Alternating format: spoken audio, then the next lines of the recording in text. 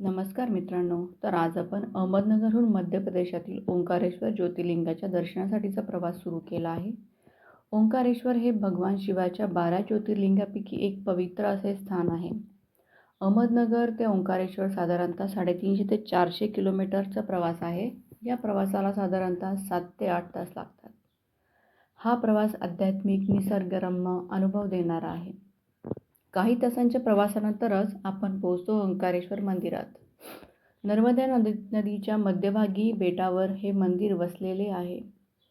येथे असलेले शिवलिंग अत्यंत पवित्र मानले जाते. मंदिरात प्रवेश करताच भक्तांना एक वेगळी शांतता आणि आध्यात्मिक ऊर्जा जाणवते. देशभरातून हजारो भाविक येथे दर्शनासाठी येतात. येथे भक्तनिवासाची देखील सोय आहे. ओंकारेश्वर येथील भक्तनिवासासाठी मंदिराचे ट्रस्ट भक्तनिवास, धर्मशाळा आणि हॉटेल्स देखील उपलब्ध आहेत. भक्तनिवासामध्ये साध्या दरात स्वच्छ रूम्स मिळतील. येथील उपलब्ध सुविधा म्हणजे स्वच्छ खोल्या, पिण्याच्या पाण्याची व्यवस्था, मेन म्हणजे मंदिराजवळ राहण्याची सोय आणि यात्रेकरूंना सुरक्षित वातावरण. भक्तनिवास मंदिरापासून अगदी चालत जाण्याच्या अंतरावर आहे, त्यामुळे दर्शनासाठी खूप सोयीचे ठरते.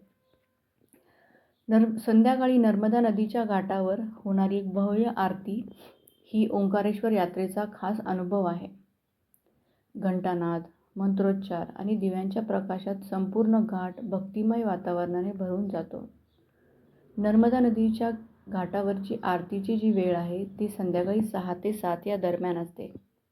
यावेळी घाटावर बसून आरती पाहणे हा खूप दिव्य अनुभव असतो. ओंकारेश्वर येथे नर्मदा परिक्रमा करण्याला खूप धार्मिक महत्त्व आहे. नर्मदा परिक्रमा म्हणजे काय?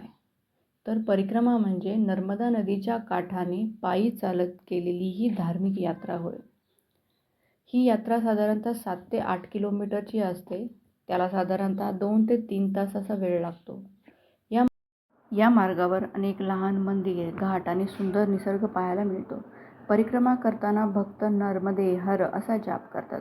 अनेक साधू भक्त संपूर्ण नर्मदा परिक्रमा करण्यासाठी देखील 3000 पेक्षा जास्त किलोमीटरचा प्रवास करतात. जर तुम्हाला हा ब्लॉग आवडला असेल तर व्हिडिओला लाईक करा, चॅनलला सबस्क्राईब करा आणि बेल आयकॉन दाबायला विसरू नका. तो भेटूयात पुढच्या ब्लॉगमध्ये.